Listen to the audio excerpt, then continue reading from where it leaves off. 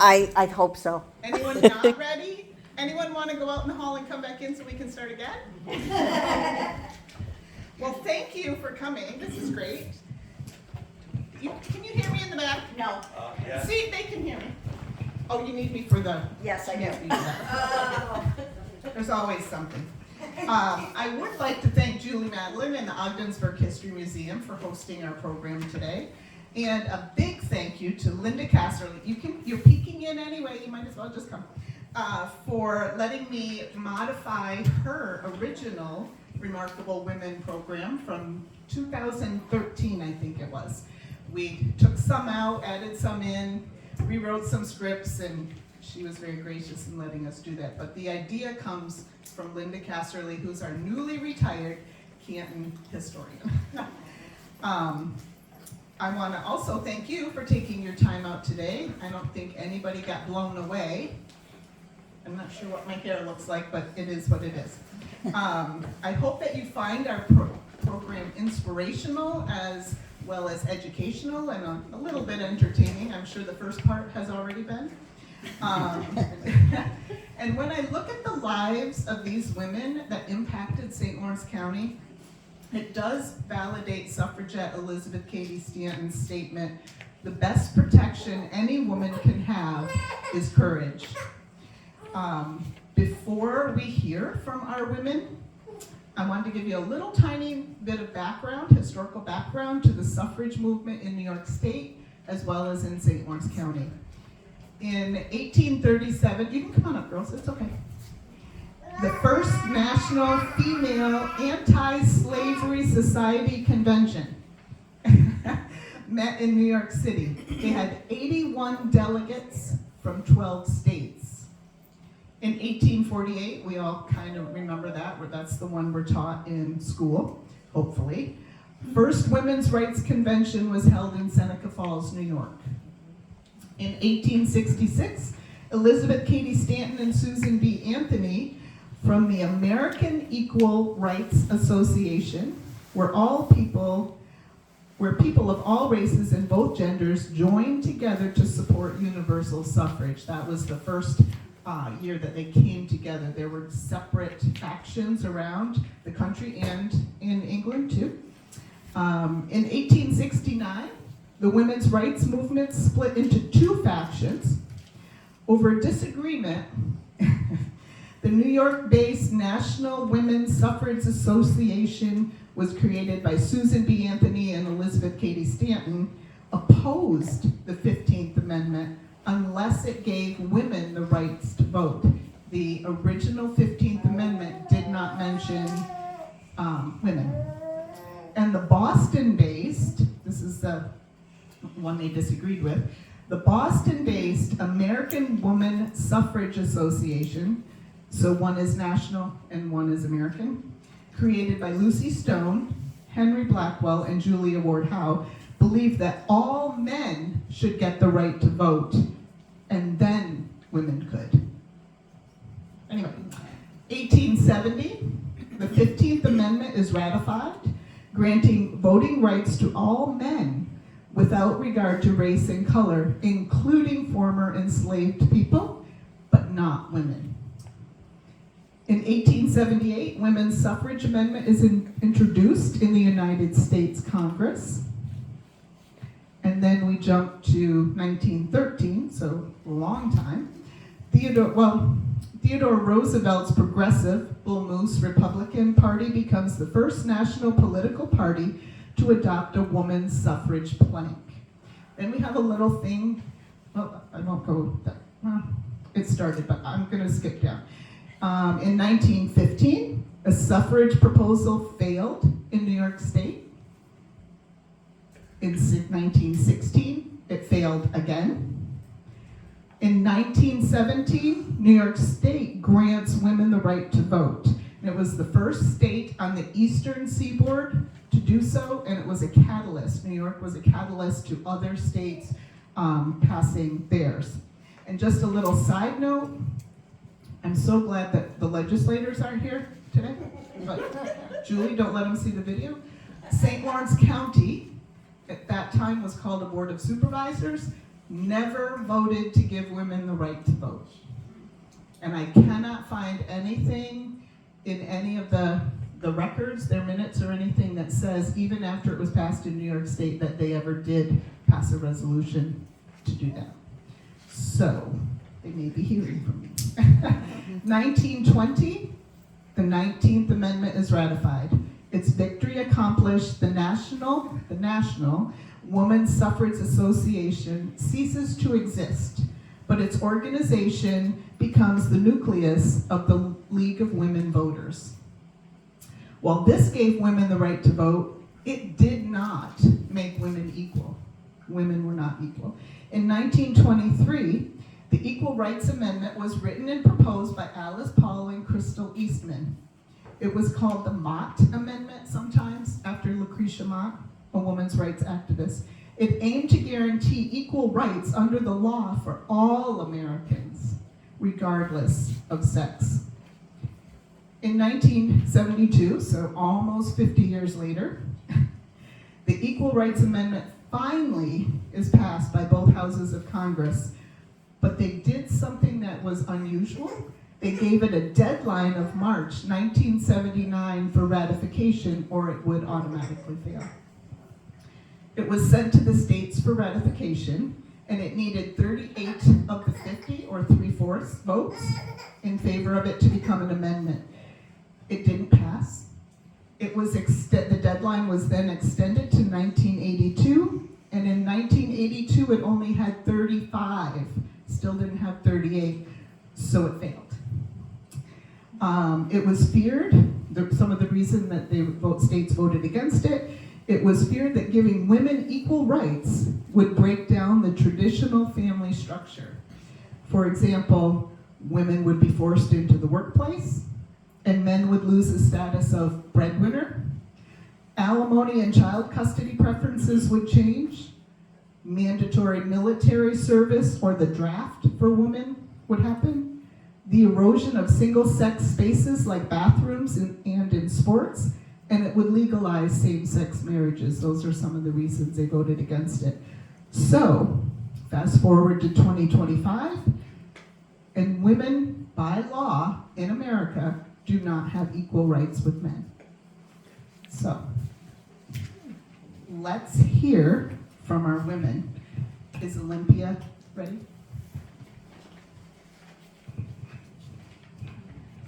Olympia Brown. In my younger years. Thank you. You're welcome. As Nancy said, I am Olympia Brown. I stand before you at the age of 83 with a smile of deep satisfaction on my face. It is because I can finally exhale. I have been holding my breath on the fate of the 19th Amendment to our Constitution. Ratification was long in coming, but I have just cast my first vote in the 1920 federal election. And it only took 60 years. But let me start at the beginning. I was born on January 5th, 1835 in Michigan, the first child of 4 to Lafia and Asa Brown. My parents placed a high regard on religion and education. My father built a schoolhouse on our farm. My mother compelled my sister Oella and me to finish high school and continue to the university level. We both decided to attend Mount Holyoke Female Seminary. My excitement to continue my education soon waned under the restriction put on women at Mount Holyoke. We were given 40 rules, which included religious restrictions and even the abolition of a literary society established by my sister and me. I left and enrolled at Antioch College. While it was a much more progressive school, there were still many limitations placed on women. For example, women were not required to have our speeches memorized since they did not think we were capable of doing so. So I delivered all of my English class speeches from memory to prove them wrong. However, my greatest success at Antioch was bringing Antoinette Brown Blackwell to speak there. I finished my schooling at Antioch, but realized my true calling was to be a minister. This would prove to be the second of many tribulations I was to endure. I faced numerous rejections until I was finally accepted at the Theological School of St. Lawrence University, despite their president, Ebenezer Fisher's adamant belief that women should not be ministers. I arrived on campus in 1861 and completed my degree in 1863, becoming the first woman in the United States to complete and graduate from an established theological school. I faced much opposition from my male classmates and even more from the wives of the faculty, so much so that St. Lawrence University refused my ordination. That didn't stop me. I went to Montpelier and Marshfield congregations in Vermont and gained over a year of experience in preaching, and still they refused my ordination.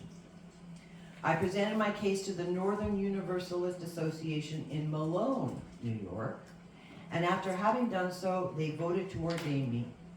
On June 26, 1863, I became the very first woman to be ordained with official approval from a national denomination.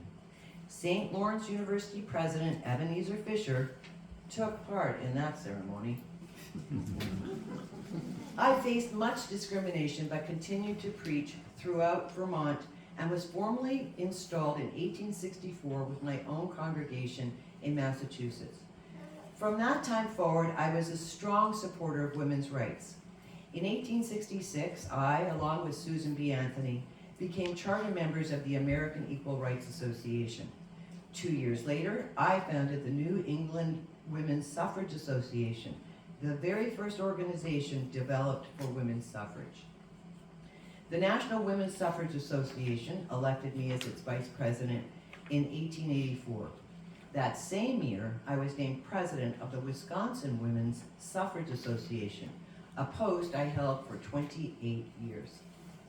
I was fortunate to have met and married my husband, John Henry Willis, in 1873. I knew that with a husband so entirely in sympathy with my work, marriage could not interfere, but rather assist. And so it proved, for I have been married to no better man. He shared in all my undertakings and was in total agreement when I chose to keep my family name, as I was already well known as Reverend Olympia Brown. The following year, I answered a call to a church in Racine, Wisconsin. John went ahead and found work as a newspaperman and started a printing business, which proved very useful for our cause. Our children, Henry and Gwendolyn, thrived and went on to become teachers. When John passed in 1893, I lost not only a husband, but one of the truest and best men that ever lived. For over 60 years, I have committed myself to the advancement of women's rights to equal citizenship, as well as the same for my Negro counterparts. Because of my strong speaking skills and beliefs, Susan B. Anthony frequently sought me out to give speeches.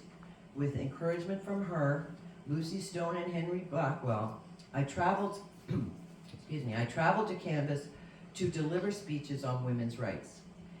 That summer, I gave over 300 speeches. I thought to return to my ministry afterward, but in 1887, I had a change of heart and dedicated the rest of my life to the suffrage movement.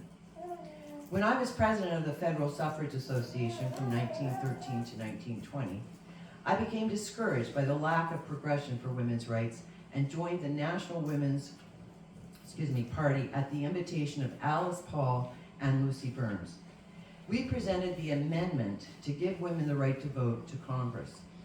We held marches in front of the White House, 2 of which so displeased President Woodrow Wilson that we were jailed for doing so. But that just resulted in giving more momentum to our cause. Eventually, Congress passed the bill, but ratification was longer.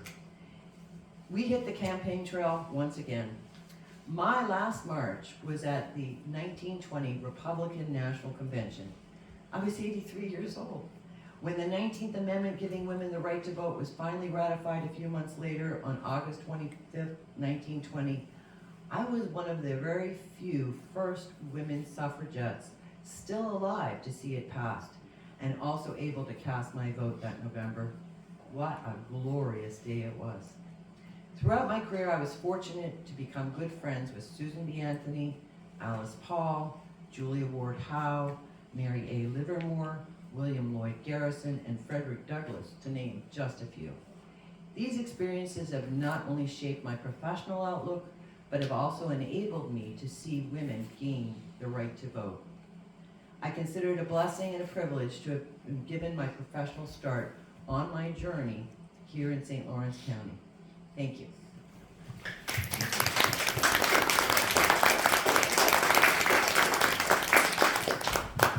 Olympia, thank you. She died in Baltimore at the home of her daughter, Gwendolyn, on October 23rd, 1926.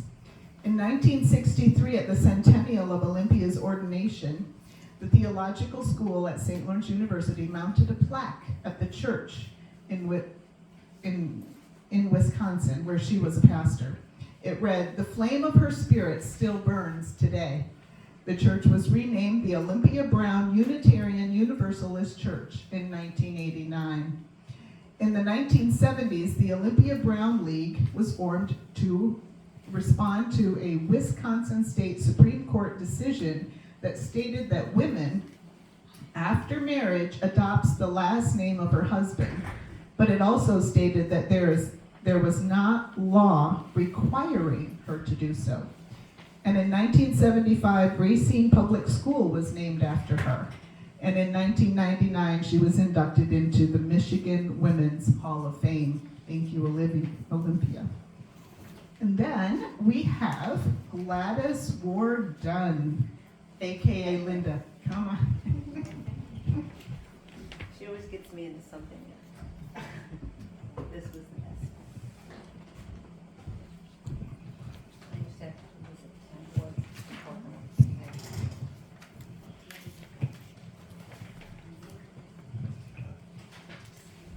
When we first began this in Canton, there was many local women that came, and they became courageous women.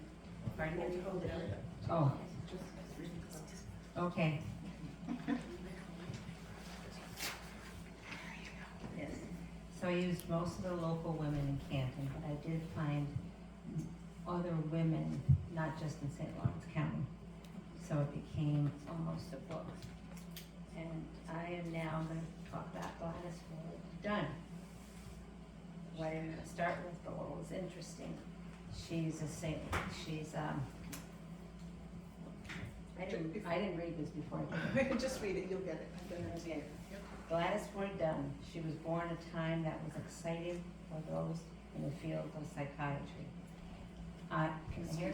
No, you got to hold it really Oh, come on. The supervisor used to make me do this in the board meetings.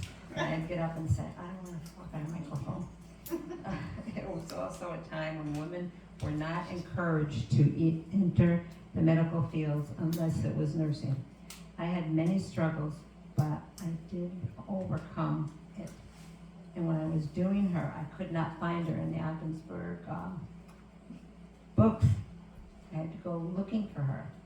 And hidden here, where I found her. I was born in Ogdensburg in 1907 to Edward and Mildred Hanratty, Hanratty Ward. I was the second of 5 children. My father's side of the family were French Canadian, and my mother's side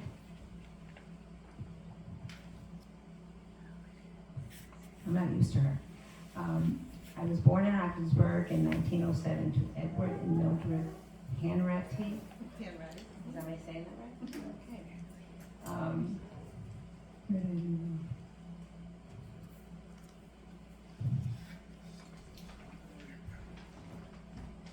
She's right here.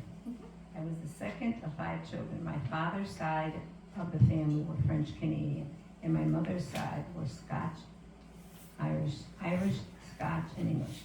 My parents owned and ran a neighborhood leased out several gas stations and residential properties here in Ogdensburg. I attended school in Ogdensburg and graduated from Ogdensburg's Free Academy with honors in English. I entered St. Lawrence University with intent to further my education in writing. However, my aptitude for science soon predominated and eventually launched my career in medicine. In 1929, I entered the Women's College of Medicine of Pennsylvania. I earned my medical degree in 1993. I not only became a medical doctor, but I became a licensed surgeon and an accredited psychiatrist. Now you see, I didn't write about her first, so I'm just keep reading. It was hard to find an internship during the Depression, and of course, there were much male prejudices against women in the medical field, if you did find one. I interned. I just had my eyes done too, so you have to give me a little credit. You're doing fine, you're doing fine. I worked the graveyard shift at Fordham Hospital in the Bronx, on an ambulance duty. I dealt with emergencies and delivered many babies. I had not paid for any of my work. In 1941, I was listed as a woman of distinction in America. I finally accepted a position as staff physician at Hudson River State Hospital in Poughkeepsie, New York. And what I found interesting in this, I grew up in Wappinger Falls, right down the road from Poughkeepsie. And I was born there. That's happened. In 1942, I accepted a position at the Westchester Division PF. What is that? Just keep going. PF of New York Hospital. It was often called the Bloomingdale's of hospitals in White Plains. At the time, it was one of the premier private psychiatric hospitals in the country. Those were exciting times as modern psychiatry was introducing new psychotropic.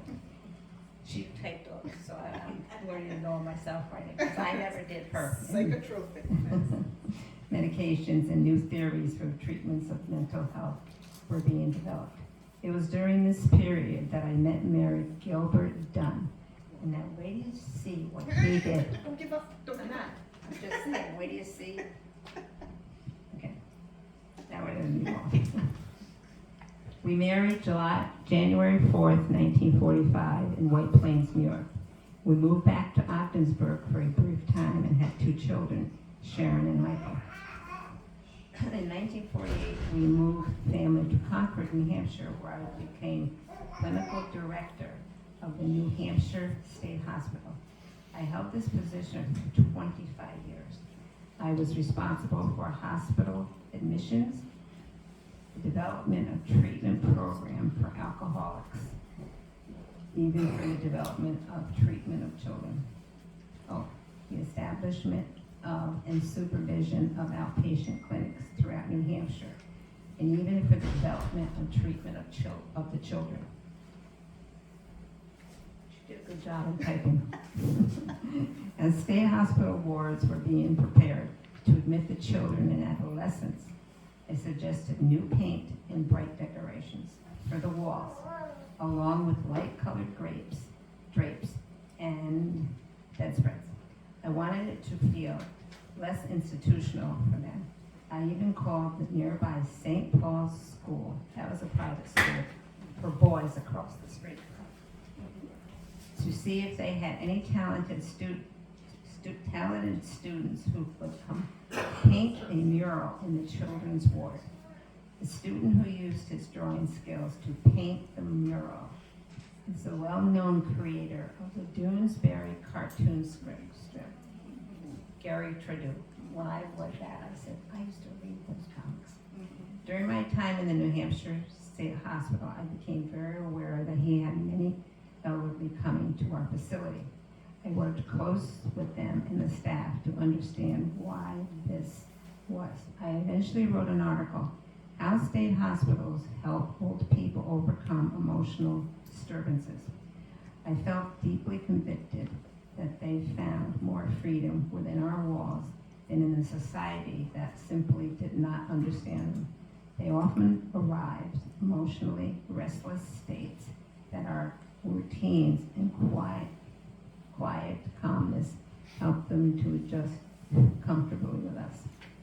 I was pretty soft-spoken and compassionate in my leadership, but when I had to be, I was very authoritative, and my views and decisions were usually heated. I just read this last night. I thought I was doing someone else. While all this was going on, I also assisted my husband in launching his own business in nearby Pencock, New Hampshire. It was crucial in those early days that I also furnished financial support. Gil invented the flight deck windowsill feeding station in 1952. It was extremely innovative design in those days. Our designs included over 500 exclusive bird feeding products made right there in Concord, New Hampshire, and I often buy there. Business still thrives. In fact, I had to find out where she came from in the beginning. They had children, in the 1960s, a black and shipped 16-page mail order catalog was added. In 1972, Michael and Sharon joined the company and continued its growth with our designers. In 1990s, it entered the world of e-commerce and a website. Gil's one main business eventually grew into a large, successful direct and online business, which still flourishes today, and I still order his magazine. It's beautiful. Well, for birds. He did so. In the beginning, he focused on producing only one product and doing it well. He did so well, it became a superstore for products to feed and care for wild birds in the backyard. The name of Duncraft is still widely known in the nation today. The third and even fourth generations of the Dunn family are involved. In 1974, I was forced to retire due to a serious heart condition. This gave me several years to enjoy being a grandmother, and as often the case as we age, to reflect on my life career. I will never forget my childhood here in Ogdensburg, nor my college years at St. Lawrence University. While I had many, many struggles and prejudice to overcome, I believe I left a legacy that perseverance and dedication to your goals can make anything to a woman who chooses to do a reality. Thank you. Well, nice job. I had to read it last night and make this It was nice that I had her because I had to find her. She was not in the local graduation. And she set herself off when her marries Mr. Dunn. And if you like birds, you have to order the magazines because it's unreal. And I have a daughter-in-law that loves birds, and she orders from their magazine all the time. So it was a privilege to read about her, because I didn't do her in the beginning. I did the local girl. But she got me going. Thanks, Linda. Since I've retired, I have to go to Nancy LaFavor to get called on. Thank you. You can take that. Okay. Like many from the North Country, Gladys Ward Dunn was a determined, goal-oriented person who made a distinct and worthy contribution to her chosen profession. Because of her dedication, it made it easier for other women following in her footsteps to enter the formerly gender-restricted professions such as medicine and hospital administration, but especially in psychiatry.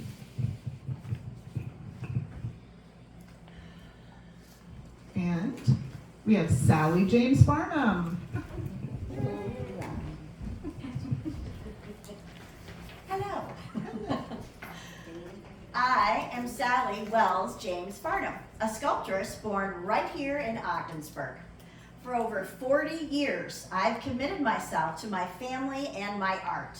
Among my core values are self-reliance, strength, and beauty, all of which guided my personal and professional interactions. I was born in Ogdensburg in 1869 to Colonel Edward James, a Civil War veteran, and Sarah Wells Perkins, both of whom were well-established names of some wealth. My mother died before my 7th birthday. I was very fond of horses and the outdoors in my early childhood. I also showed signs of artistic abilities as I was able to correctly cut out silhouettes of people and animals simply by looking at them. My father and I moved to New York City, where he practiced law, but we traveled often throughout Europe and Japan. I was raised to be self-reliant. On December 31st, 1898, I married George Paulding, known as Paul Farnham. He was becoming known worldwide for his jewelry and silver designs that he created while working with Tiffany & Company. We moved to his estate in Stepping Stones, Great Neck, New York. It was a busy social life, with throwing parties and just enjoying the good life. I was also raising my children. 1901 began changing that. My father, whom I deeply adored, died. Then later, I was forced into bed by an undiagnosed illness for a prolonged period of time. I did not take this well. I was used to being busy, and I became restless and depressed. My husband noticed and thought to help me with my boredom. He gave me some plasticine, a soft, non-drying type of modeling clay. I immediately began sculpting figurines. As a matter of fact, it was as if in some mysterious previous state of existence, I had actually been a sculptor, and the memory of it was beginning to leak back into my fingers and thumbs. My husband was very supportive, and so was our close friend, Frederick Remington, who once told me that my early projects were ugly as sin, but full of ginger. However, I loved it and dove into the career with serious abandon. By the time I was 32, I was known as a serious sculptress. My early works were mainly busts of my society friends, but I was becoming recognized. In 1903, I was offered a $5,000 commission from Colonel Isaac Emerson, founder of Bromo Seltzer, for a fountain in Baltimore Garden. In 1904, I submitted 2 designs to the city of Ogdensburg for a monument to honor the Civil War veterans from here. You may have seen it. It is in Library Park. I named it the Spirit of Liberty, but it's often more known as the Soldiers and Sailors Monument. This monument was special to me because it allowed me to honor my father's memory, because he fought alongside many of those Civil War soldiers who died and were from Ogdensburg. It also represented the ideals he instilled in me, such as honor, love, and pride in my country and family. This led to commissions. This led to the commissions of 2 war monuments from Rochester, and even from the countries of Peru and Bolivia. I was very busy indeed. Once, when Rochester required a meeting with me, I had to tell them I was in the middle of a piece that would take at least another 6 weeks to complete. They called me back after the time had passed and asked if I had finished it, to which I replied, "The new job is satisfactorily accomplished and weighs 10 pounds. I am nursing him at the present, have my oldest boy to install in school, moving into town for the winter, and I also have a few guests to entertain, but I think I can tackle your monument next week." My journey has been marked by death, illness, sadness, financial trials, and a divorce. In 1914, my husband had quit working at Tiffany's and drained our funds on get-rich schemes in the West after leaving me and the 3 children. I had no other choice but to ask for a divorce. This was so unusual at this time, but then so was a woman working full-time as an artist. But it had to be done. It was granted on the grounds of desertion in 1915. I've learned that women, strong, self-reliant women, can become successful on their own. And I did just that. My personal motto became to live, to love, and in time, let go. The following decades brought me many prized commissions, and my successes grew after each one. By the end of the decade, abstract art was emerging quickly, and demand for my style of work diminished. However, I continued my craft until the 1940s. I will always remember my early childhood days here in St. Lawrence County, and how even though I was far too young to realize it, they were the beginnings of my artistic career. When I started sculpting and thought that it was as if it were an awakened memory, I often wonder if that memory was because of this city and county. For that, I will always be grateful. Thank you.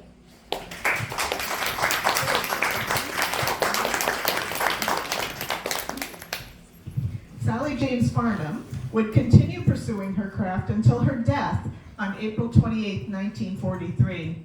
She is buried in the All Saints Episcopal Church Cemetery in Great Neck, New York. Her tombstone is inscribed with "A merry heart goes all the day." Farnham was an eternal optimist who entered a world dominated by men and succeeded on her own terms. Not one to create maternal images of children at play with turtles, as some of her female contemporaries had. She liked best sculptures that are full force feeling and emotional expression. She said, "I want to believe the whole heart and soul of the artist is in its work. When he can make, or she can make others believe that she is a real artist." Farnham practiced what she preached and infused into her work a certain spark and energy which was respected and admired by critics and admirers alike. And much, if you want to hear more, because Sally James Farnham had amazing work, countries were calling her and commissioning her. But if you go to the sallyjamesfarnham.org, you can read about all of them. We would be here all afternoon if you did it. She became famous worldwide with some very impressive list of works created around her craft. Okay, so next we have Dr. Mary Bryan.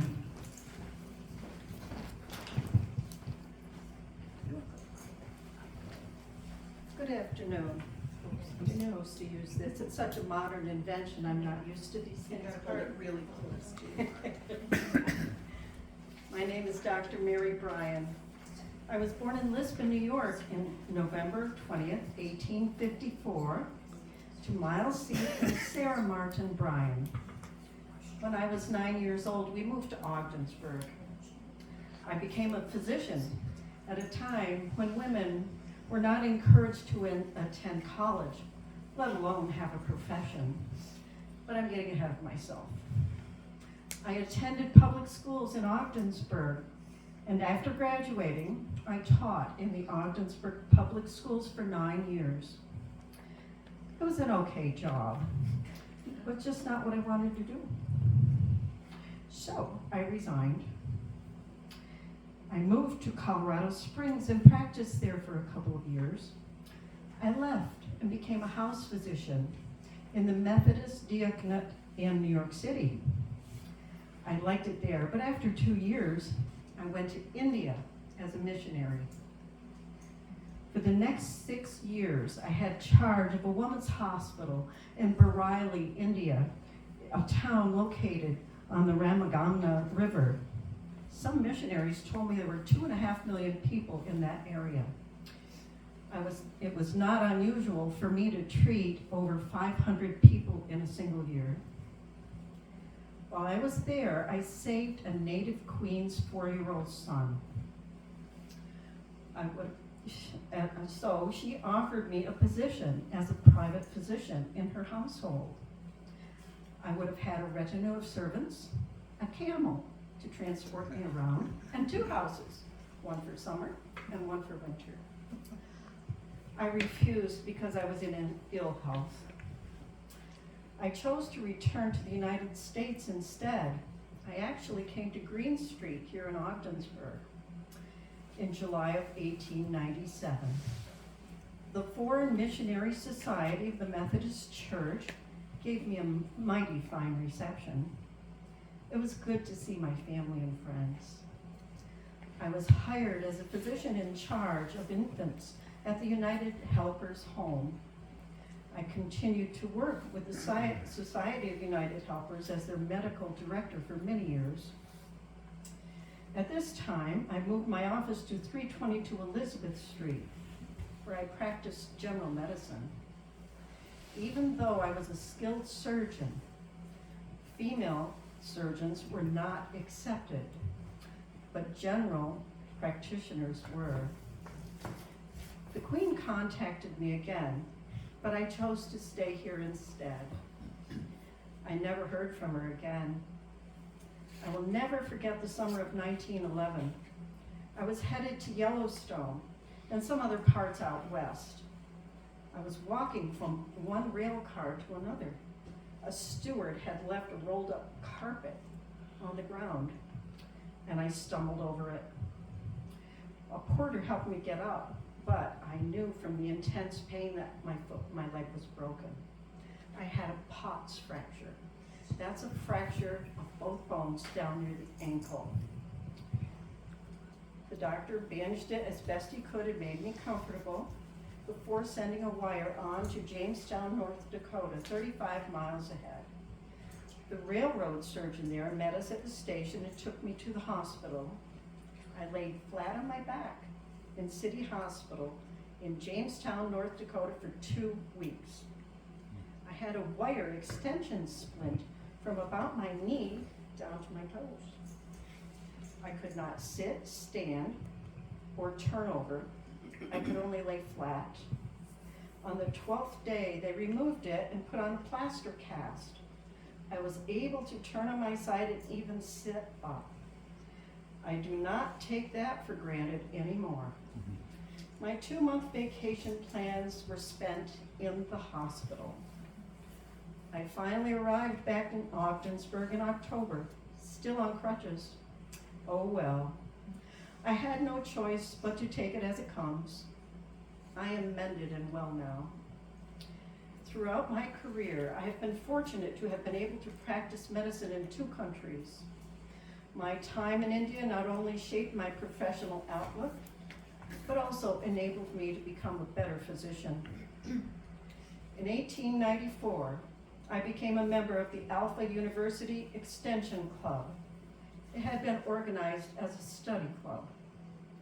I was able to present a number of programs about my time in India. I was often asked to be a speaker at church functions and to other organizations about my experiences. I was always glad to do so. In 1927, I began to realize I was getting a little older and would probably be retiring in the near future. With this in mind, I decided to dedicate my entire collection of artifacts from India and my medical books to the Ogdensburg Public Library. I wanted to honor my birthplace, so I donated a large number of books to the newly chartered Lisbon Hepburn Library. I am glad I did so because I suffered a stroke in 1929 and was forced to fully retire. I will always be grateful to St. Lawrence County and especially Ogdensburg for supporting me in pursuit of a medical degree and later for practicing general medicine. I never once regretted my decision to return to my home area. Thank you.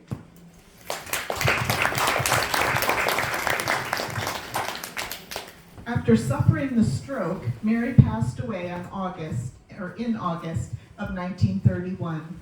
She left a legacy of healing and created a trailblazing path for women in the medical field.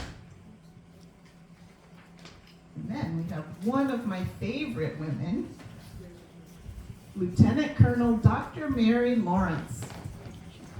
Welcome.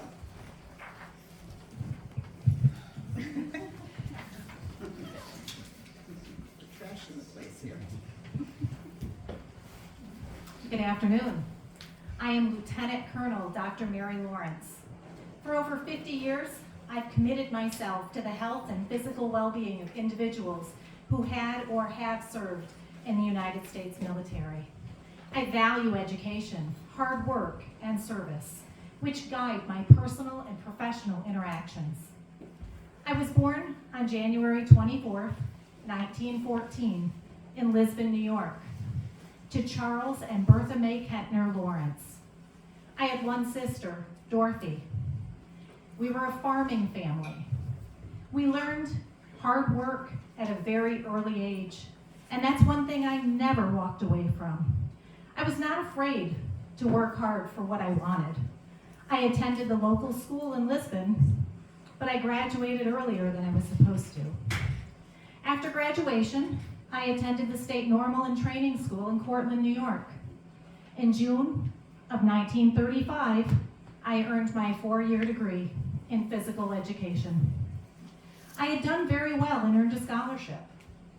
In 1936, I began taking courses at the Walter Reed Army Medical Center in Washington, D.C.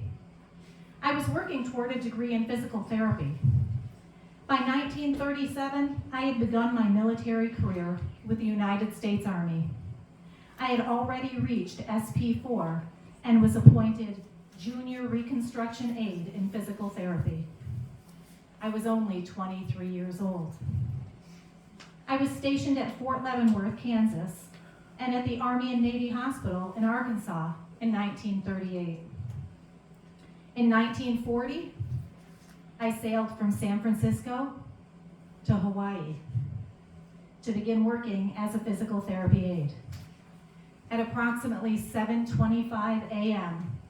on December 7th, 1941, I began my shift at the North Sector General Hospital, Schofield Barracks. We had been awakened earlier in the day to droning of diver bombs, but we didn't think too much of it because they were always doing training exercises. The fact that it was a Sunday morning got by us. By 8 a.m., our activities had been so disrupted that we went outside to watch what we thought was a sham battle between the Army and the Navy. Even when we heard the rat-a-tat-tat of the machine guns, we saw thin streams of smoke from the tracer bullets, and even when the detonations from the Wheeler Field sent up clouds of smoke, we thought it was a practice exercise. The fact that we were under attack never crossed our minds. When the ambulances started bringing the wounded, we began to wonder, but even sham battles, there were injuries, so we didn't fully believe it was anything but that. It wasn't until we saw the rising sun on some of the planes that I realized that this was real and the truth sunk in. It would take many, many years for me to fully recover from the trauma that ensued. I knew that those soldiers would require years to recover from their trauma and being hit by machine guns or from spending months in the hospital recovering from the wounds from those airplanes. We had so many wounded patients that were brought to us in the hospital that we had no time to fully digest all that was occurring. It was nonstop all day. That night, we had a hard time sleeping. We were very scared that those Japanese planes would return during the night. Can't really make you understand the depth of the tension we felt as we lie flat on our back in the darkness, listening to the bombs listening for the bombs to drop from unknown planes. We didn't get much sleep that night. It was raining, and it continued to rain, and it was rainy and gray the next morning. It was very unusual weather for Hawaii, and it's probably what stopped the attacks from continuing to occur. I was never so grateful for rain. When it was determined that another attack was most likely not coming, that indomitable Yankee courage, ingenuity, sympathy, faith in God gave the soldiers a powerful upswing.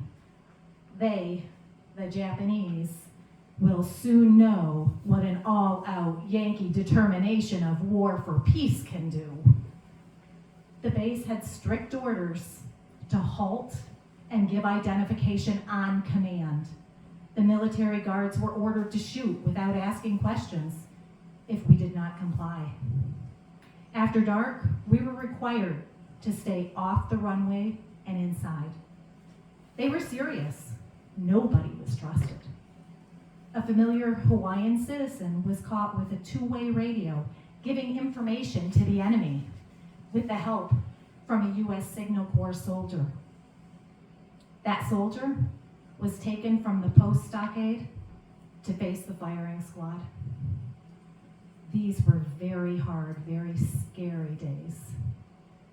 We were so busy learning new rules and being diligent to follow them along with constant care of the wounded that I forgot to contact my family and let them know I was okay. It wasn't until I received a telegram from my father asking if I was okay that I realized how they must have worried. I was not able to return that cable until December 10th. I had to be driven to an Army military escort off the base to a nearby town that was not damaged to send the cable. They had to simply wait, worry, and pray for a positive response. The piles of charred and twisted planes, the bombed hangars, the barracks, the evidence of machine gun fire everywhere were shocking. But most disturbing were the mangled, tattered army tents where soldiers had been sleeping. They tell a story that words cannot recount. I continued working there until 1943. In that time, I was promoted to second lieutenant PTA AUS on March 16th, and I was the head physical therapist. That September, I had lunch with Eleanor Roosevelt at Pearl Harbor. She encouraged me to further my education. I returned to the mainland in November, and in December, I began serving at the office of the Surgeon General. I stayed there until 1945. I left the Army to get my master's degree. I attended the Baruch Center of Physical Medicine and the Medical College in Richmond, Virginia. I graduated in 1949 with a Master's of Science degree in physical therapy. There were no other females in my class. I was missing the military in 1951, so I re-entered the U.S. Army as captain. I became a major in 1956 and I was sent to Germany. I returned from that assignment in 1962 as a lieutenant colonel. I had 20 years of Army service at that time. I decided to retire. I served all over the country and overseas. While I was serving in Denver, Colorado, I earned my doctorate degree in education. I had reached the highest level military position a woman could hold. Some of those positions had never had a woman in them until I broke that barrier. I had worked hard. I had stayed the course to meet my goals. It was time for a change. My retirement job was to establish the Right Action School. I taught there until all the children had graduated. I also joined the Humanistic School study group in Wayne, Pennsylvania. I remained there until I could no longer work. In 2007, at the age of 93, I returned to St. Lawrence County. The sweetest reunion of all was reconnecting with my sister, Dorothy Lawrence Warden. You may remember her son or her grandson, Larry Warden. The hard work I knew growing up in rural St. Lawrence County and the experiences I witnessed and lived through on that warm December day in Hawaii sculpted my determination to serve others. While I served all over the world, St. Lawrence County is my home. Thank you.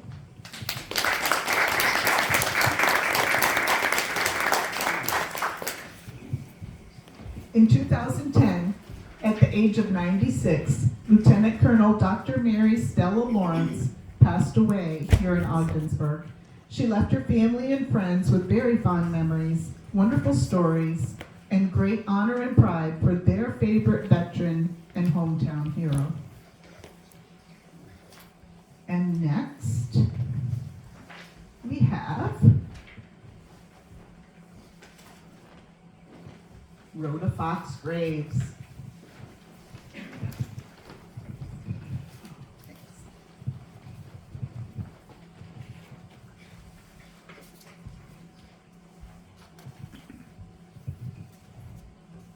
I am Rhoda Fox Graves, a pioneer legislator from Fowler, New York. For over 2 decades, I have committed myself to public service. After the passage of the 19th Amendment, the next logical steps was for women to secure their places in political process by seeking and campaigning for office. I was born on July 2nd, 1877, on the Burt Farm in Fowler. My birth parents were Leander and Rhoda Burt Austin. I am a direct descendant of Sir Roger Conant, who was the governor of Massachusetts and who settled in Salem in 1626.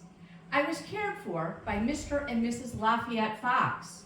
When I was 2 years old, my father knew the Foxes, and I had gotten very close, and that it would still be hard for him to raise me alone doing farm work.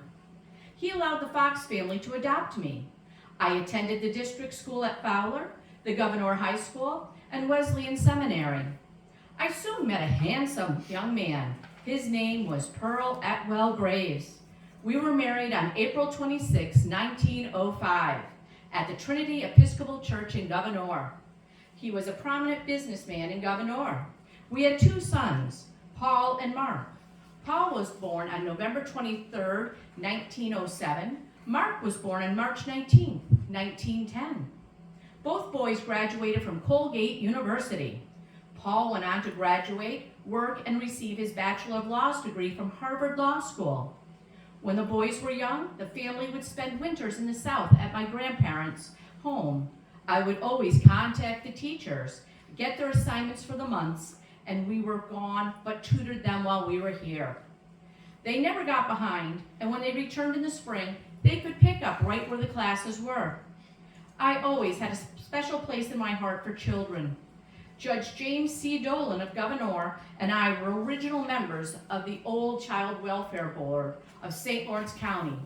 We were the ones who secured its first appropriations from St. Lawrence County Board of Supervisors. I was the only caseworker and spent countless hours looking after my small charges, all without pay. Once I learned of a young boy in Jefferson County who was an orphan and only 9 years old. County lines meant nothing to me. So I found him a home with a family in Oxbow. He eventually moved into my parents' home, and when my father died, he and my mother came to live with me. He graduated from Gouverneur High School, and I arranged for him to go to engineering college. However, at the last minute, he changed his mind and wanted to go directly into business. I knew a Woolworth executive and connected the two. During those hard times, it seemed like I answered hundreds of thousands of letters, all in longhand since I did not have a typewriter. I did my best to help find solutions to each and every issue I was presented with. My husband was very supportive. When I began to become very active in politics of St. Lawrence County, he was well liked. and had many contacts in the Republican Party, of which I was a member. I was the first woman to hold this position. I was twice a delegate to the Republican National Convention in Kansas City and later in Chicago. While I am a staunch Republican, I did not always vote along party lines. I always felt my first duty was to best serve all my constituents. I once said, naturally, I'm interested in anything affecting women and children, but I never forget that I also represent the men of the district. I was often alienated as an intruder by the all-male legislators. They considered me aligned more with the liberal and progressive wing of the party. This seriously handicapped my work, but I, through my hard work, honesty, loyalty to my constituents, and certainly by my refusal to ever give up, I eventually earned their respect and their support. After all, the single most important thing in selecting a candidate for public service is their ability, not their gender.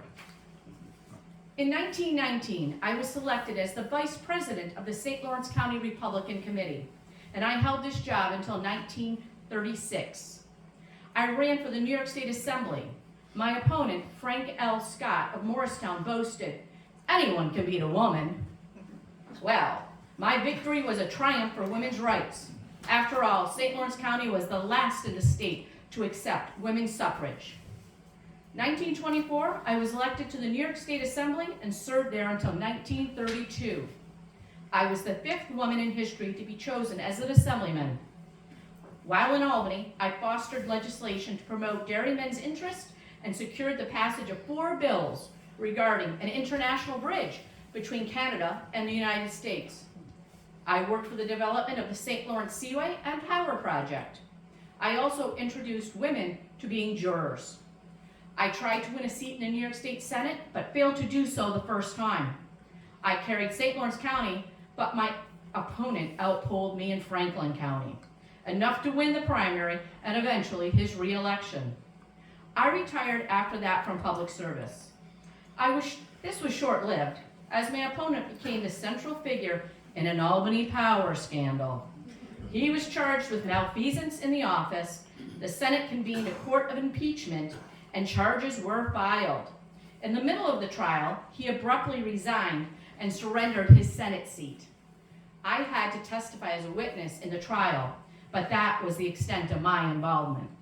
However, when I announced my candidacy to succeed him, the machine bosses, reeling from the power exposure, never even offered to oppose me. I won the nomination and ensuing election easily, and New York State had its first women senator. They tried to cross swords with me in 1938 in another Franklin St. Lawrence senatorial primary. I had experience and political steel by then. I carried both counties and won. From that day until my retirement, I never faced another primary. I served for 14 years in the Senate before retiring from it in 1948. When I was not fighting in Albany, I would return to the Graves farm with its large white house and well-maintained farm buildings. Gardening was one of my hobbies. I loved being a homemaker, mother, and a wife. Those are the roots I return to. Those were the things that my foundation and my strength, along with my religious convictions in St. Lawrence County, gave me my foundation to serve in public office. While some purposely placed stumbling blocks in my path, held old popular prejudice against me, and outright opposed me, my strong moral and ethical beliefs brought them around. Some even said I was the champion of the farmer, and always a bitter political foe of Tammany Hall. I will take it. I am proud of my work for New York State, especially for St. Lawrence County. Thank you.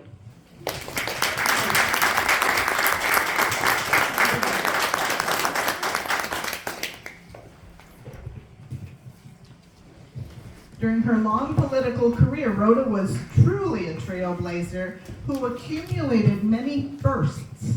She was the first woman to become vice president of the St. Lawrence County Republican Committee. She was the first woman to be elected from a northern county to the legislature, 5th in the state. She was the first woman to serve in the New York State Senate, to preside over that legislative body and to head a Senate Standing Committee on Agriculture. She was one of the first women to be honored by St. Lawrence University for her work on behalf of our North Country when in 1949 those citations were first awarded. Rhoda died 2 years after her retirement on January 25th, 1950. And just as a side note, our current St. Lawrence County Administrator, Ruth Doyle, sits at her desk every single day.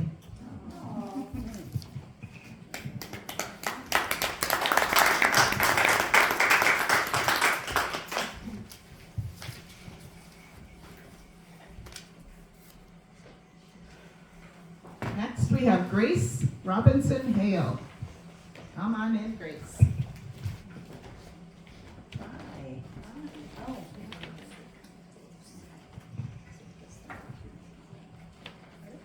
Hi, hello, my name is Grace Robinson Hale.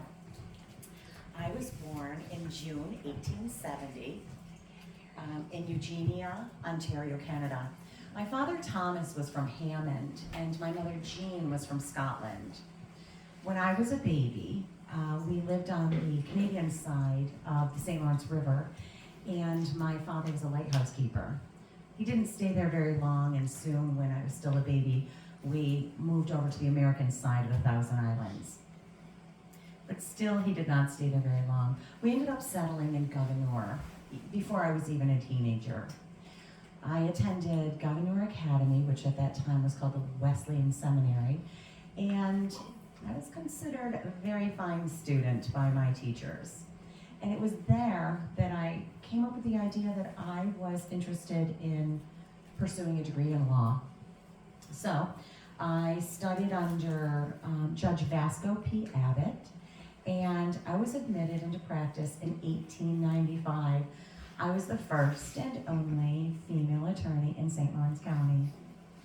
What guided my personal and professional interactions was my belief in being on the right side of moral issues. I stood very firm on what I believed was right, and I would fight for that. I also believed in a strong adherence to the practice of temperance, and that followed me throughout my life. Now, I had been practicing as the first and only female attorney in St. Lawrence County when I met another attorney. His name was Charles Hale, and in 1901 we married. Soon after, we had a son named Robert. Now, my husband was serving on the Board of Supervisors of St. Lawrence County. He ended up doing that for 50 years. But he was also a clerk for the St. Lawrence County Treasurer's Office and Surrogate Court, all at the same time. So he had 3 clerk positions, and we were both practicing law in Gouverneur. So we decided it was time that we needed to move to Canton. We moved to a house on Pearl Street, and we began our practice of Hale and Hale. And while we were living there, we had 2 more sons named Everett and Clifford. And eventually we realized we were pretty busy. So we decided to hire a servant. And her name was Bessie Boudry. And Bessie was a savior for our family. And thanks to Bessie being such a wonderful person and taking care of my boys, I was able to continue being a working mom. My husband did retire from the St. Lawrence County Treasurer's Office and the Surrogate's Office, but he did stay, like I said, for 50 years at the other office, as a clerk for the other office, the supervisors. Now, my son Robert, my boys grew up, and my son Robert, while serving in World War I, graduated from Columbia College, and he got a degree in law. He came back to the North Country and joined our law firm, and so now we were Hale, Hale, and Hale. Now, my law practice was very successful. My boys were growing up. Everything was going wonderfully. My 2 other boys also graduated from Columbia College.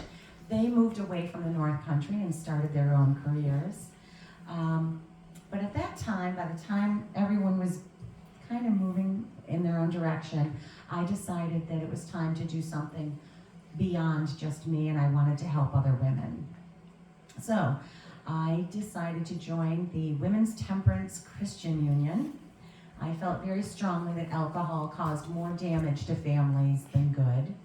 I was also a strong advocate for women getting the right to vote. I was often in the firing lines as women were fighting to get that right.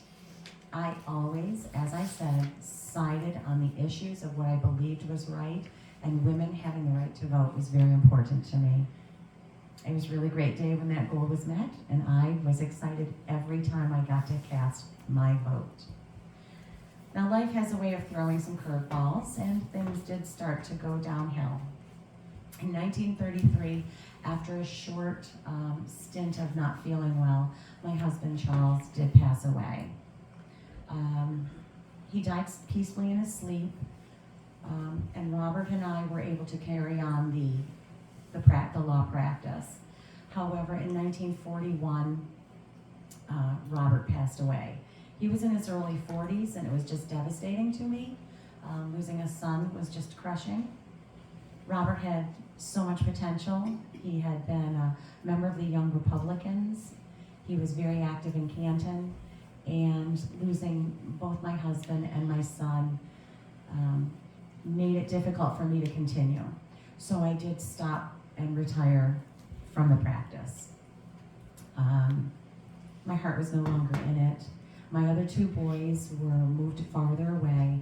They lived in New Jersey and New York City, so I was on my own up here. However, I was fortunate in all the endeavors I tried.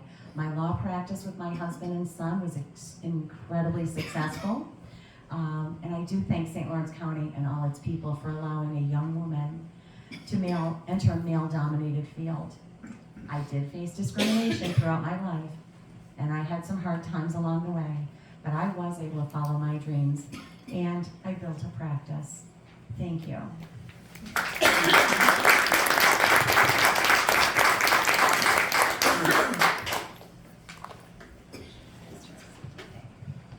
Following the death of her son, Robert, and her retirement from the Hale practice, Grace's health declined.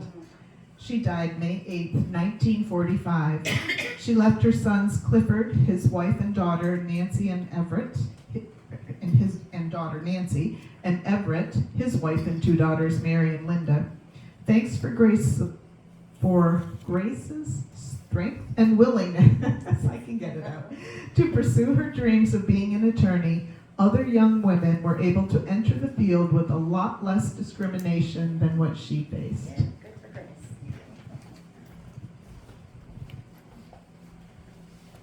And now we have Dr. Lucia Heaton.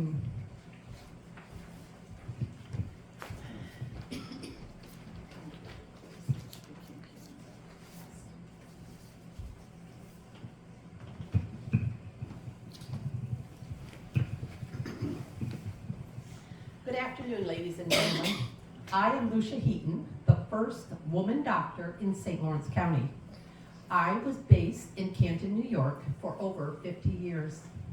I have committed myself to providing good health care to the people of Canton and the surrounding areas.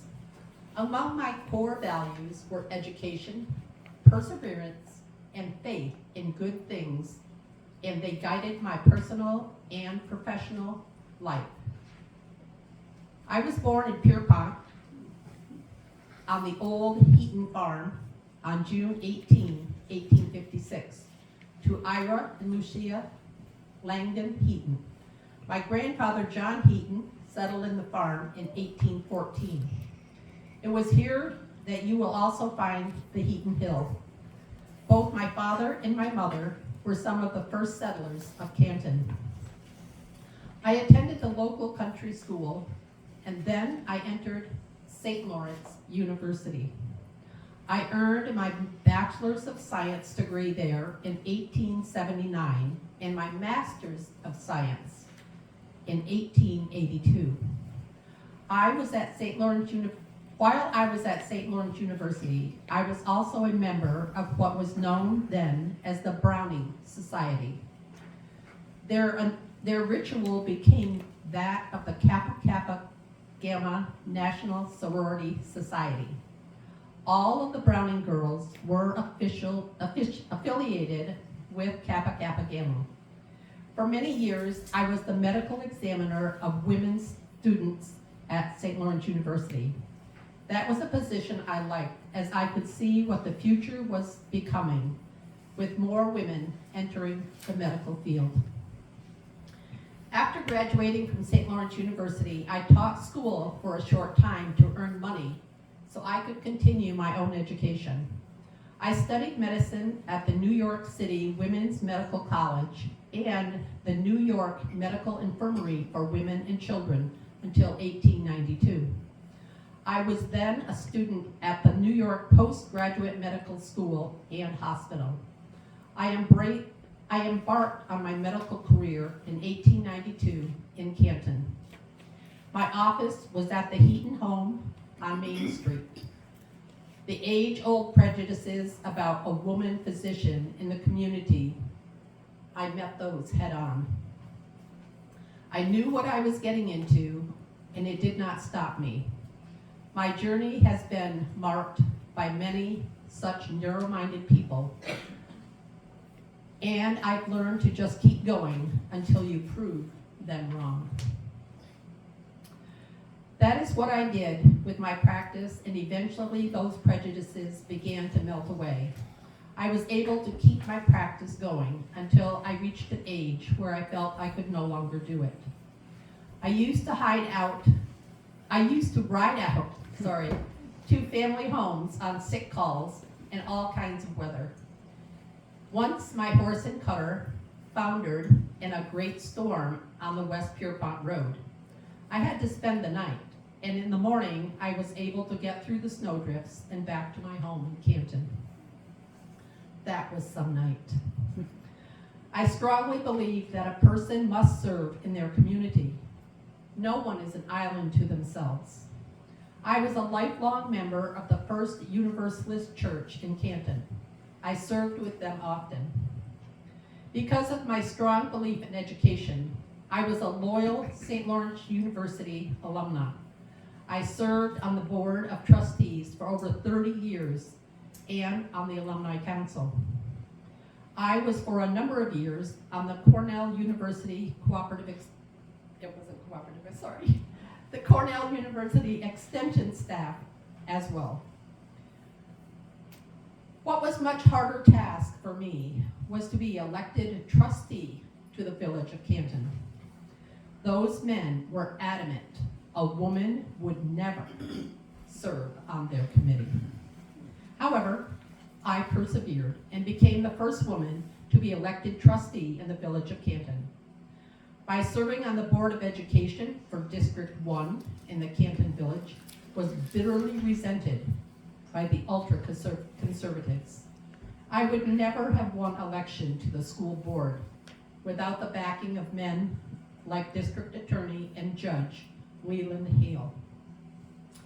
He was a good friend of mine.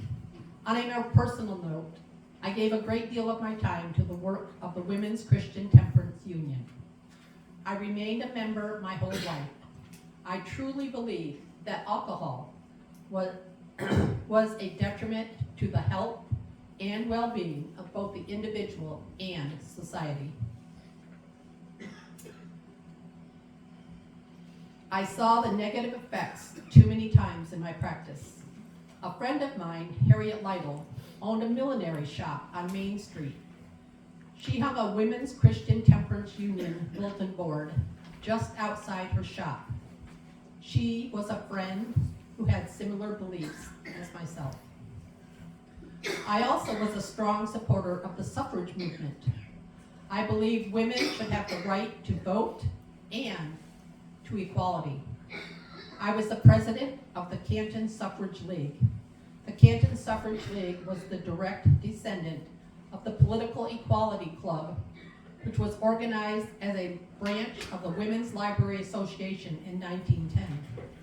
We held our meetings on the second and fourth Mondays of every month. The commercial advertiser and the other local newspaper gave us a column every week. Pastors of local churches read our notices and preached strong sermons advocating for our work. I was fortunate enough to call Susan B. Anthony and Mary A. Livermore, noted feminist leaders, my good friends. When Susan came to St. Lawrence County, I met her. I was a prominent member in the League of Women Voters. After much hard work, I had the honor of seeing the day when I myself was able to vote. Even though I faced much discrimination and many prejudices in my adult life, I found over time that those began to melt away once that boundary was broken through. Perseverance in a belief is something that helped me hold to my beliefs and my values until those changes could and did occur. I believe that the foundations I received on that farm on Hilton Hill in St. Lawrence County put me on solid ground so that I could accomplish the things I believed in. For that, I will always be thankful to the county.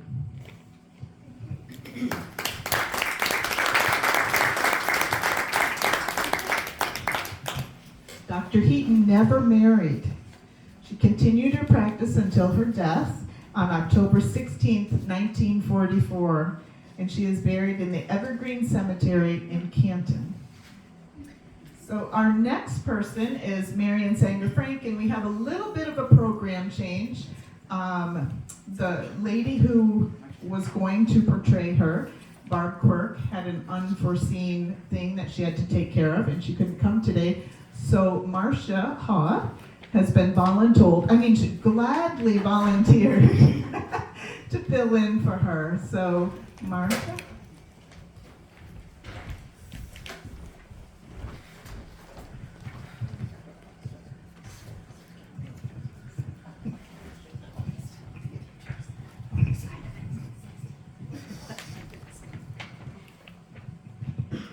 I am Marion Sanger Frank. I was born in New York City on April 20th, 1875 to Adolph and Sarah Levy Sanger. I was the second youngest child in the family. We were a Jewish family active in social welfare and politics. From the time I was a young girl, my parents taught me to fight for those who were less fortunate than we were. My father was a prominent attorney and a New York City politician. He served as an alderman and commissioner of education for many years. For over 70 years, I have committed myself to the promotion of women's equality and suffrage. Raised in New York City by my father and my paternal grandmother and several aunts after the death of my mother when I was 2, I was deeply influenced by my paternal grandfather's community and political service. My father, Adolph, was elected president of the Board of Aldermen in New York in 1884. He served as Commissioner of Education from 1886 until 1893, when he was elected President of the Board of Education. While serving, my father was influential in the creation of the General Grant National Memorial. He also stood in for Mayor William Grace to accept the Statue of Liberty from France in 1884. He died suddenly in 1894 after losing his fortune in the Panic of 1893. When I was 21, I married Julius Frank of Ogdensburg. He had joined his father's business, Nathan Frank and Son, in 1890. So we moved to Ogdensburg. Julius was a lawyer and a politician. He was also a Mason, a member of the National Guard, and a member of the Chamber of Commerce, president of the Fair and Horse Show, secretary of the Ogdensburg Fair, president of the Ogdensburg Businessmen's Association, a member of the Odd Fellows, a Maccabee, member of the Independent Order of Foresters, charter member of the Knights of Pythias, and founder of the Angie Zophim Synagogue, to name a few. Julius and I had many famous friends who often visited Ogdensburg. There were President Herbert Hoover, President Franklin D. and Eleanor Roosevelt, and Rabbi Stephen Wise, the American Jewish leader. President Roosevelt even named Julius to a post on the Federal Judiciary Committee. With the help of his positions, I was able to take an active role in some social and health movements in the early 20th century. During this time, I served on the Board of Supervisors for the St. Lawrence State Hospital.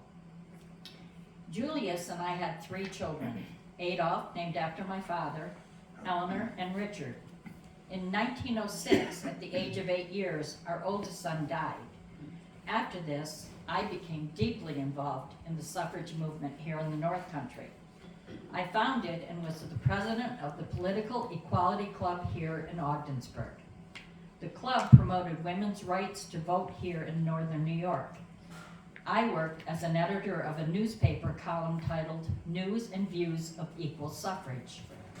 I served as hostess to national suffragists, including Anna Howard Shaw and Carrie Chapman Catt. I attended the Women's Suffrage Convention Carrie Chapman Catt held at the Opera House in Canton, New York. In 1917, I was one of 2,500 women to march in a New York City suffrage parade. I was a state delegate to the state suffrage convention there. Julius was always supportive of my work. He spoke at the 1915 St. Lawrence County Suffrage Convention and marched in that suffrage parade in New York City with me. While serving as mayor of Ogdensburg, he used his power to influence and promote women's suffrage. He was the chair of the Ogdensburg Men's League for women's suffrage. In 1917, at the New York State Conference of Mayors in Buffalo, Julius advocated and voted in favor of women's suffrage.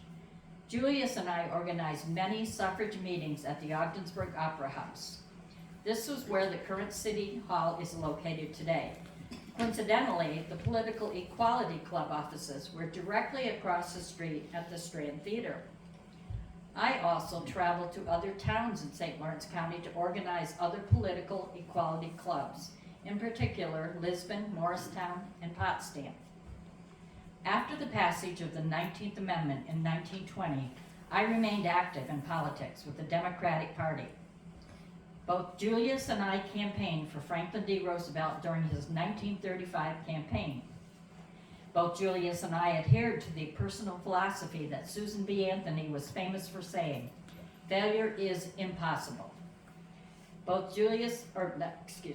My move to the St. Lawrence County with Julius allowed me to become the activist that I had laid dormant in my being from a very early age.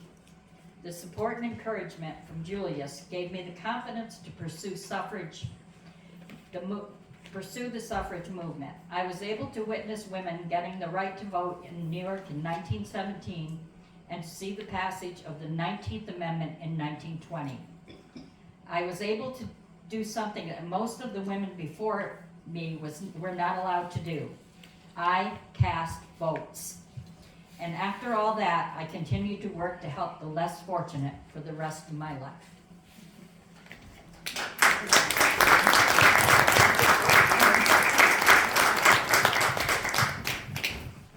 Thank you. Marion's daughter, Eleanor, became a teacher and stayed in St. Lawrence County. Her son, Richard, having been inspired by Marion's professional relationship with Dr. Brill, a psychoanalyst, became a doctor of psychology. Julius and Marion moved back to New York City after he retired from his business. After the death of her husband in 1956, Marion returned to Ogdensburg to live with her daughter until she died in 1960 at the age of 84. Marion is buried in the, and I am going to butcher this, Anschi-Zofen Cemetery here in Heartland, the hardest part. So we have one more, and she is not a person who was born and raised in St. Lawrence County, but she came here and was very influential in helping the other suffragettes and other women here in St. Lawrence County. Let's see if I can find it. It's underneath all of this.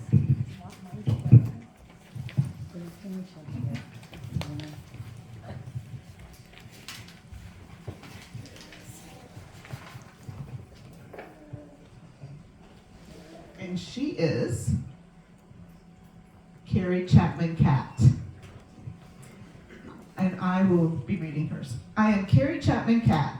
You may know me as a leader in the women's suffrage movement. You would be correct, as I have committed myself to the issue of equal rights for women. I once said, "This world taught women nothing skillful," and then said her work was valueless. It permitted her no opinions and said she didn't know how to think. It forbade her to speak in public and said females had no orators. Well, I was here to fix that. I was born January 9th, 1859 in Ripon, Wisconsin to Lucius Lane and Marion Clinton Lane. Both of my parents were born in Potsdam. By 1855, they had moved to Wisconsin to continue farming. I had an older brother, Charles, and a younger brother, William.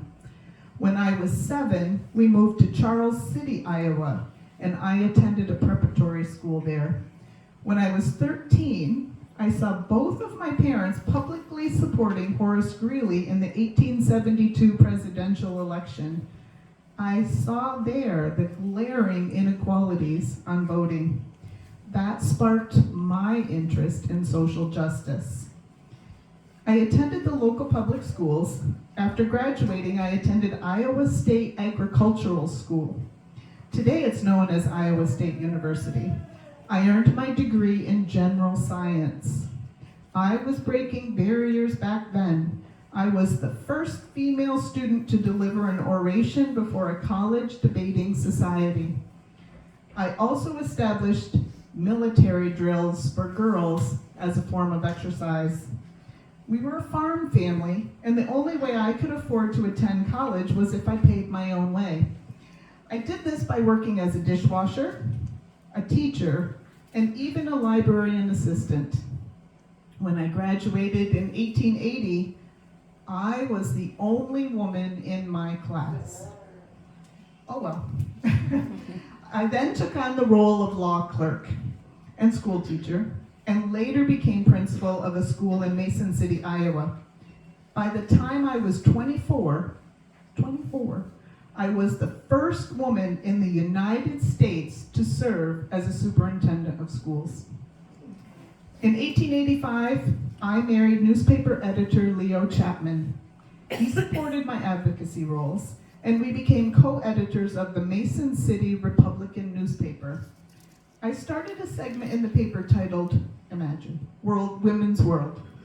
It focused on advocating for women's suffrage. It provided a platform to discuss social reform, gender equality, and the overall role of women in society.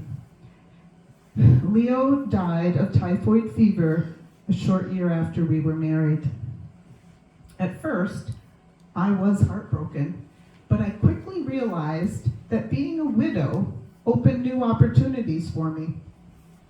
I moved to San Francisco and became that city's first female newspaper reporter. Those were tough times for sure. It was a pretty rough place. I endured sexual harassment from my editor.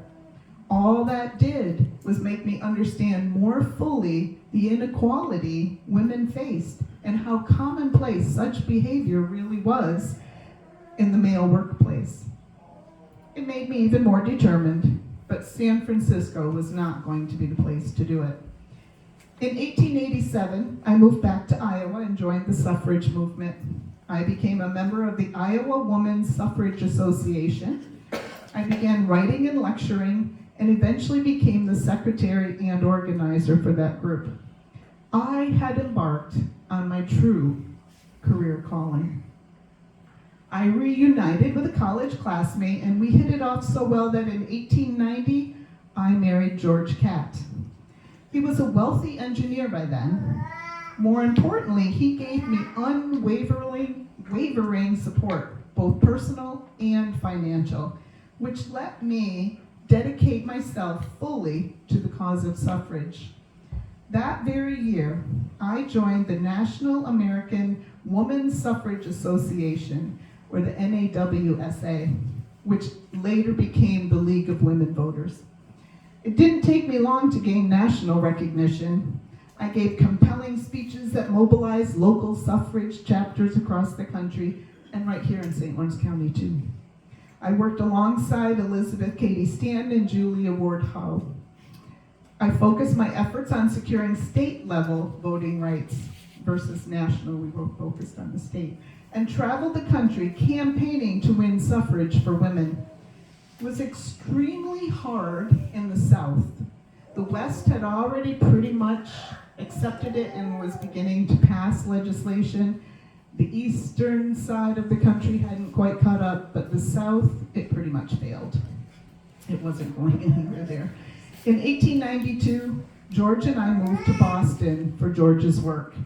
His work earned him much more money, which provided me with greater networking opportunities. I met Susan B. Anthony and we became good friends. In 1893, I traveled to Colorado and had a key role in helping Colorado pass women's suffrage. I continued to work hard at the national level, and in 1900, I succeeded Susan B. Anthony as the NAWSA's president. Those were such busy, busy times. However, a year later, I had to step down from that to help care for George. George died in 1905, and I found myself a widow again. I continued to campaign across the country, but I became more focused on New York State. In May of 1914, I came here to St. Lawrence County to host the first ever Women's Suffrage Convention for Districts 1 and 2, which was St. Lawrence and Franklin counties. Mrs. A. Barton Hepburn was invaluable in organizing the event. We held a suffrage school in the morning of May 19th, where I outlined and gave instructions for the best methods to use to carry this campaign forward for the next 18 months. Wow, what a great response from the women of St. Lawrence and Franklin counties. That afternoon, an election of officers and reports from delegates from around New York State was held. That evening, I spoke to the general public at the Opera House and Town Hall in Canton. There were, ready, over 600 women present. It was the largest gathering ever in St. Lawrence County. People, especially women, were ready to have their votes. There was much strong resistance to women's suffrage in St. Lawrence County. As a matter of fact, St. Lawrence County was the last county in New York State to pass women's suffrage after New York State passed. Just saying. We had our work cut out for us, but we were not deterred. Women like Olympia Brown, Grace Robinson Hale, Mrs. Hepburn, Marion Sanger Frank and their husbands, all of those ladies' husbands, were focused and determined that women would gain their rights here in St. Lawrence County. On the 1915 New York ballot, women's suffrage was defeated. However, I'm very glad and proud that due to their hard work, New York State passed an amendment to the New York Constitution giving women the right to vote in 1917. New York was one of the first eastern states to do so. While other states passed similar laws, New York remained the only one on the eastern seaboard to pass such an amendment. With the United States joining World War I, things were held up a little bit. But after the war in 1919, it was time to try again to get a national amendment passed. With President Woodrow Wilson's support, the 19th Amendment passed the U.S. House of Representatives in May and the U.S. Senate in June. It was moved to the state legislatures and was ratified with 3/4 of the states, 36 out of 48, in 1920, and became officially the 19th Amendment to the United States Constitution. St. Lawrence County was a grand part of that passing in New York State in 1917, and by doing so, motivated suffragettes throughout the country. Thank you to those women from St. Lawrence County who staunchly stood on the firing line here to see it through. Without the local hard work and support, this may not have happened. May we never forget what I said in my 1917 pamphlet titled The Crisis. Everybody counts in applying democracy, and there will never be a true democracy until every responsible and law-abiding adult in it, without regard to race, sex, color, or creed, has his or her inalienable and unpurchasable voice in government.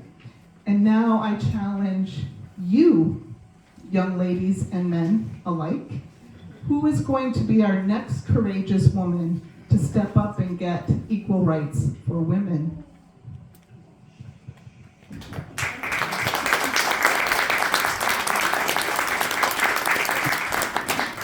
I would like to thank Nancy LaFavor, our St. Lawrence County historian, for doing all this work. Tremendous amount of research and work to put this on, to pull off. There are a lot of moving pieces in this, so I want to thank her for doing that. As if you come to our programs before, you know that we are a nonprofit, and we welcome, if you enjoyed the program, we welcome new members at any time. And we also have a donation jar. If you feel like you want to donate today, we would really appreciate that. We also have some light refreshments.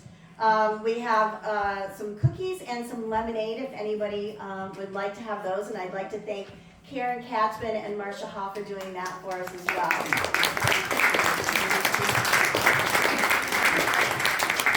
Thank you all. If you want to take a stroll through the museum, feel free to do that as well. Before you do, I think it would be very much appreciated if we could give, this is just my big mouth, I think that I would be remiss, because even though it was research, this program couldn't have been put on without some special women stepping forward, several out of their comfort zones, and one about like 2 hours ago.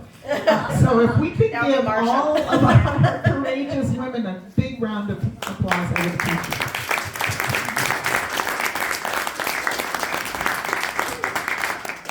Thank you. Now you can have your refreshment. Cookies and lemonade.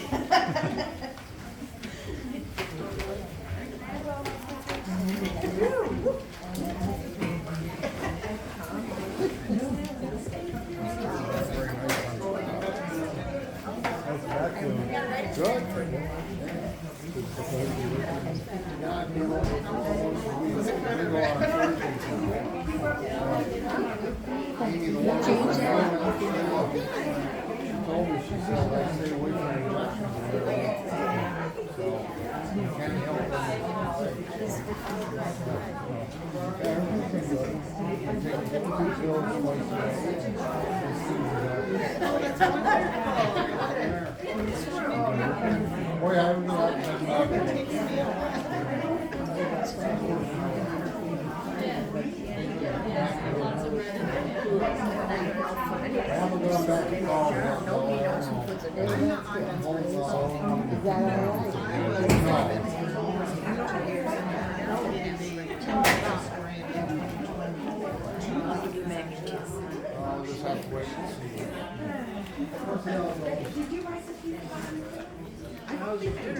That's why I was like, first week we did 169. Last, this past Friday we did 250. But Danny and I now we get fish, okay? So we bought 75 cases of skinless fish. So we're down there Friday night, and the fish that Dave had thawed, we had to unthaw a couple more cases. You get 2 of the 10 cases that we brought back, they all got skin on them. So Frank and I took the skin off, and at the very end, Noel and I had fish that we had taken skin off of them. But it didn't happen to the very end, so Saturday I had to call my order. Dave, I said, "Oh, I'm sorry." He said, "We didn't think to look at it." So Tuesday we gotta take the other 8 cases back and make sure we get 12 cases with the skin on it. We're done. It's labeled, but I didn't pay any attention. The one we get with the skin off is like a blue color. These boxes are all solid white. I think he just accidentally took it off the wrong pallet.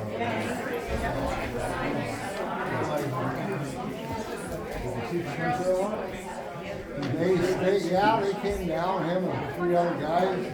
We walked them through the process, and they watched us for a while, and then Scott and them got some dinner. One guy, he says to me, "You guys all seem to know what you're doing." I said, "Yeah." I said, "We do." I said, "The guy that was doing it before I took over, he had a tendency to walk around the elevator." I said, "I don't do that. Everybody does it. We all have a job we do, and we don't, and we're students, so I don't know when they're gonna try to do one. It's the Knights of Columbus, they've never done it. So, I told them, I said, "You wanna."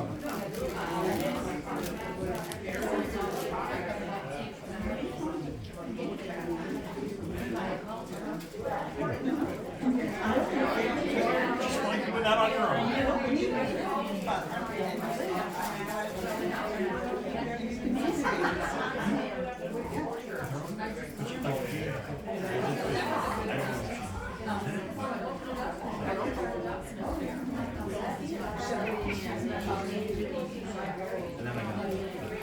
Yeah, so like I said, I don't know when they're gonna try to do it, but we'll see. Yeah, let's do it. It's highly suggested. Although it's not strictly permitted, it's highly things like that. Yeah, he's got a couple more, and he's got to be there about 5, 6 o'clock.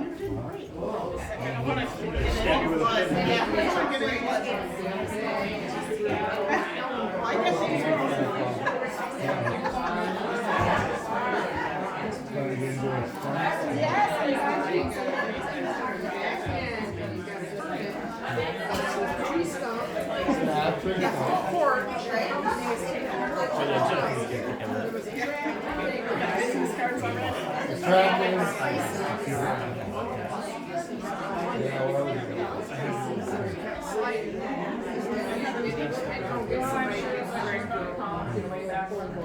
Well, the tractor, he went to get the dining. He said, "We'll try it." The tractor's been there since December, and we got it in November. And they hadn't started. So it off on it. You did a research room.